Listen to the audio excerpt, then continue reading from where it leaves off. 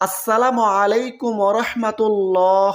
প্রিয় দর্শক, আজ সোমবার দিনে বা রাতে যে কোনো সময় ইস্তেগফারের এই দোয়াটি অন্তত 70 বার পড়ুন।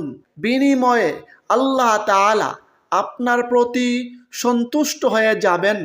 দর্শক, এই জীবনে চোখ দিয়ে মোবাইল, টিভি, সিনেমা, অশ্লীল গান বাজনা দেখে দেখে যত প্রকারের গুনাহ করেছেন, এই কান দিয়ে অশ্লীল গান বাজনা, অশ্লীল কথাবার্তা শ্রবণ করে যত ধরনের গুনাহ করেছেন, এই হাতের স্পর্শে যত প্রকারের গুনাহ করেছেন, এই জবান দিয়ে অশ্লীল কথাবার্তা বলে গালমন্দ করে যত প্রকারের গুনাহ করেছেন, এই অন্তর দিয়ে খারাপ চিন্তা করে করে যত ধরনের গুনাহ করেছেন, মোট কথা ছোট বড় জানা অজানা সকল প্রকারের গুনাহ আল্লাহ তাআলা মাফ করে দিবেন।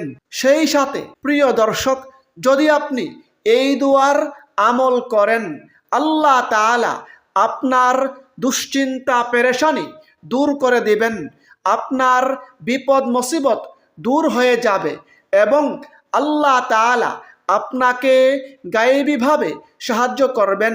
আল্লাহ তাআলা বৃষ্টির ফোঁটার মতো রিজিক দান করবেন।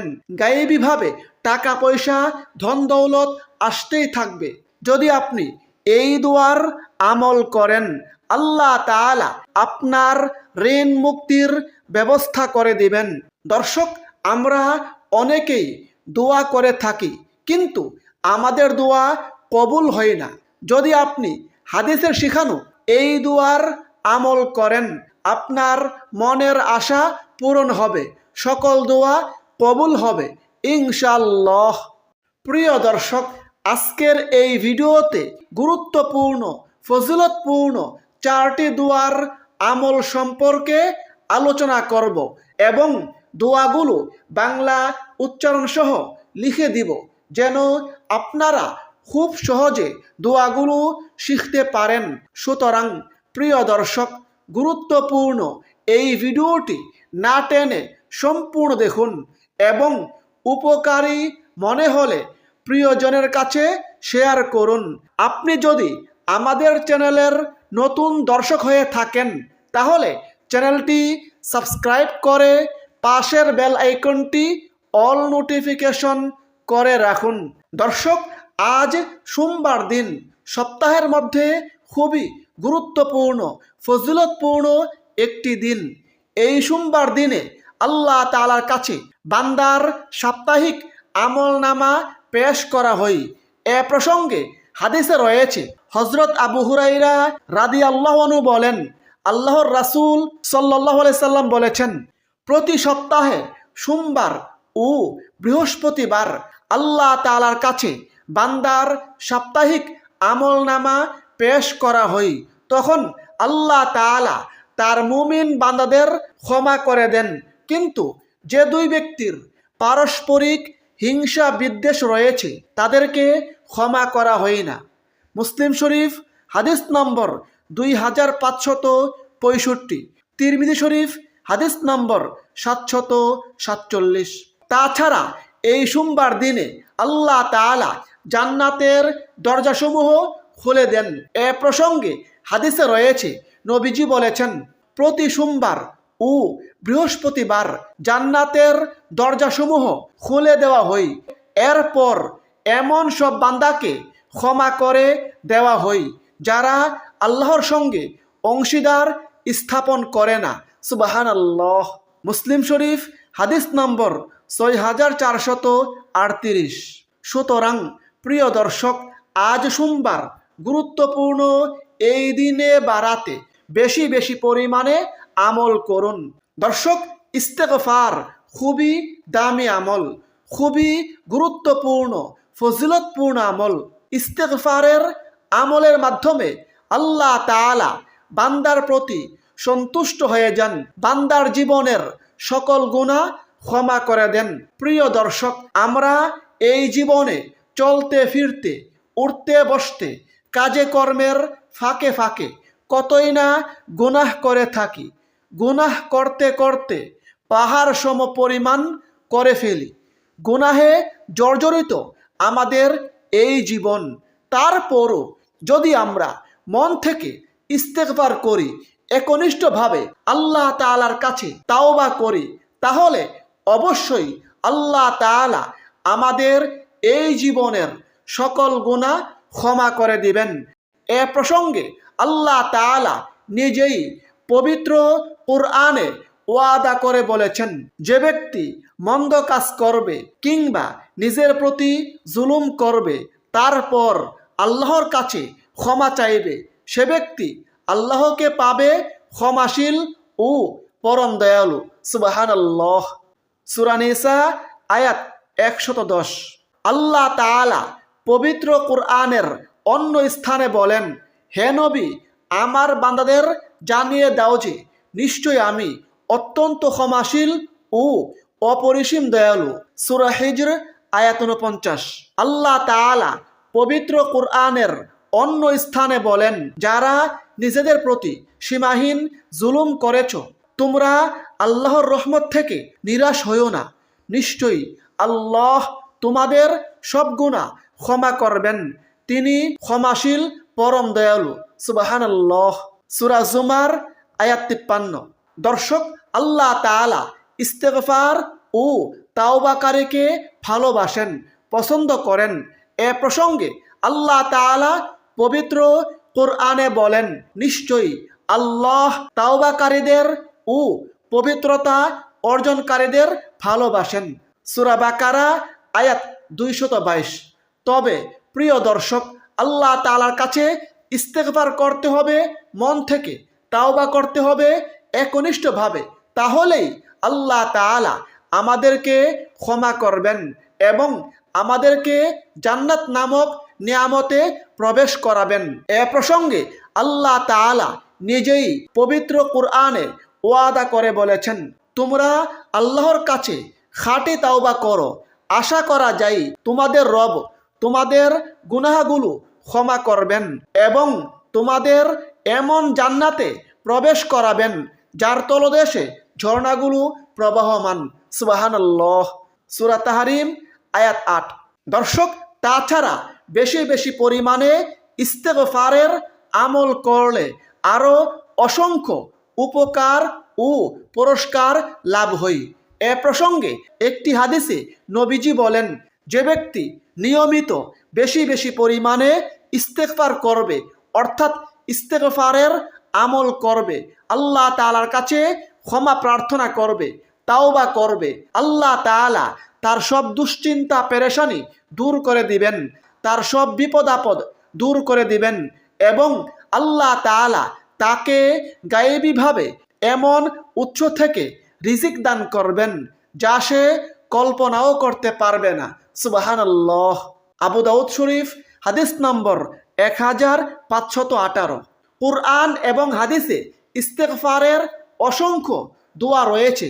সেই সকল দোয়া থেকে আজকের এই ভিডিওতে একটি গুরুত্বপূর্ণ ইস্তেগফারের দোয়া শিখিয়ে দিচ্ছি।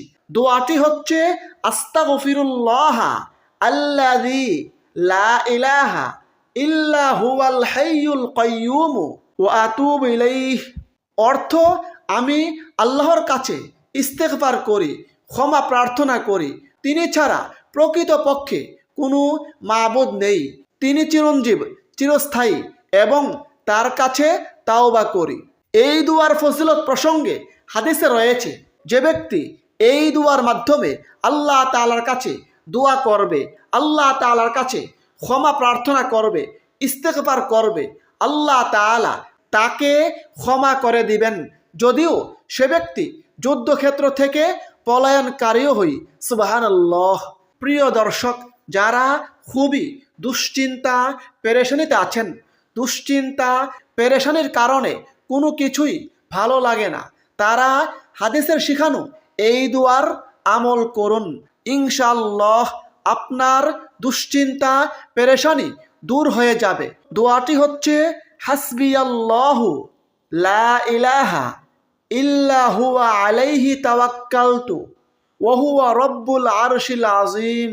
দর্শক, এই দুয়ার ফজিলত প্রসঙ্গে হাদিসে রয়েছে, যে ব্যক্তি দুশ্চিন্তা পেরেশানির সময় এই দুয়াটি সকাল সন্ধ্যায় 7 বার করে পাঠ করবে, আল্লাহ তাআলা তার দুনিয়া ও আখিরাতের সকল প্রকারের দুশ্চিন্তা পেরেশানি থেকে তাকে হেফাজত করবেন। হাদিসটি আবু দাউদ শরীফে বর্ণিত হয়েছে। প্রিয় দর্শক, যারা খুবই ঋণগ্রস্ত, ঋণে জর্জরিত, ঋণের কারণে দিশেহারা, ঋণের কারণে কোনো কিছুই ভালো লাগে না, তারা ঋণ থেকে মুক্তি পেতে হাদিসের শিখানো এই দুয়ার আমল করুন। ইনশাআল্লাহ আল্লাহ তাআলা আপনাকে গায়েবীভাবে সাহায্য করবেন। আল্লাহ তাআলা আপনার ঋণ মুক্তির ব্যবস্থা করে দিবেন। যদিও আপনার ঋণ পাহাড় সম পরিমাণও হই। সুবহানাল্লাহ। দোয়াটি হচ্ছে আল্লাহুম্মা কফিনি বিহালালিকা আন হারামিকা ওয়া আগনিনি বিফাদলিকা আম্মান সিওয়াক। প্রিয় দর্শক, আজকের 4 নম্বর দোয়া হচ্ছে ইসমে আজমের দোয়া। দর্শক, আমরা অনেকেই দোয়া করি, কিন্তু আমাদের দোয়া কবুল হয় না, আমাদের মনের আশা আকাঙ্ক্ষা পূরণ হয় না। যদি আপনি হাদিসের শিখানো এই ইসমে আজমের আমল করেন, ইনশাআল্লাহ দোয়া কবুল হবে, আপনার মনের আশা পূরণ হবে। ইসমে আজমের দোয়াটি হচ্ছে আল্লাহুম্মা ইন্নী আসআলুকা বিআন্না লাকাল হামদু লা ইলাহা ইল্লা আনতাল মান্নানু বাদিউস সামাওয়াতি ওয়াল আরদি ইয়া যাল জালালি ওয়াল ইকরাম ইয়া হাইয়্যু ইয়া কাইয়্যুম। হাদিসে রয়েছে, হযরত আনাস ইবনে মালিক রাদিয়াল্লাহু আনহু বলেন, একবার এক সাহাবী এই বাক্যগুলোর মাধ্যমে দোয়া করেছিলেন। তখন নবীজি বলেছিলেন, তোমরা কি জানো সে ব্যক্তি কি দিয়ে দোয়া করেছে? তখন সাহাবারা বললেন, আল্লাহ ও তার রাসূলই ভালো জানেন। তারপর নবীজি বলেছিলেন, এই ব্যক্তি ইসমে আজম দ্বারা দোয়া করেছে, যার মাধ্যমে দোয়া করলে আল্লাহ তাআলা দোয়া কবুল করেন, যার মাধ্যমে আল্লাহ তাআলার কাছে কোনো কিছু প্রার্থনা করলে আল্লাহ তাআলা তা দান করেন। সুবহানাল্লাহ। দর্শক, এখন আসুন ইস্তেগফারের এই আমলটি কিভাবে করবেন, কিভাবে এই দোয়াগুলো পড়ে আল্লাহ তাআলার কাছে প্রার্থনা করবেন, দোয়া করবেন, সে সম্পর্কে আবারও সংক্ষেপে বলে দিচ্ছি। প্রিয় দর্শক, আজ সোমবার দিনে বা রাতে যে কোনো সময় এক জায়গায় বসে চুপি চুপি মনোযোগের সঙ্গে প্রথমে ইস্তেগফারের এই দোয়াটি অন্তত 70 বার পড়ুন। আস্তাগফিরুল্লাহ আল্লাযী লা ইলাহা ইল্লা হুয়াল হাইয়ুল কাইয়্যুম ওয়া আতুবু ইলাইহি।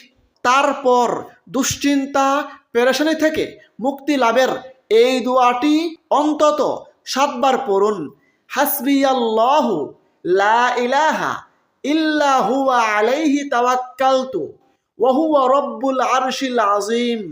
তারপর ঋণ থেকে মুক্তি লাভের, গায়েবী সাহায্য লাভের এই দোয়াটি অন্তত 3 বার পড়ুন।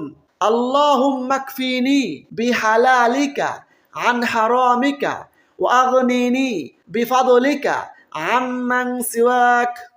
তারপর ইসমে আজমের এই দোয়াটি অন্তত 1 বার পড়ুন।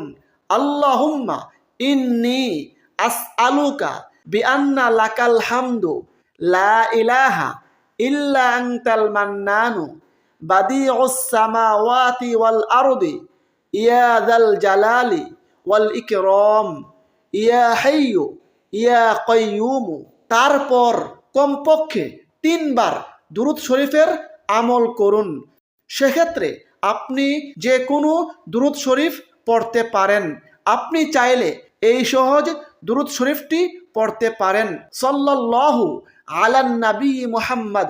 তারপর সর্বশেষে 2 হাত তুলে বিনয়ের সঙ্গে আল্লাহ তাআলার কাছে কাকুতি মিনতি করে এই জীবনের সকল গুনাহের কথা স্বীকার করে ক্ষমা প্রার্থনা করুন।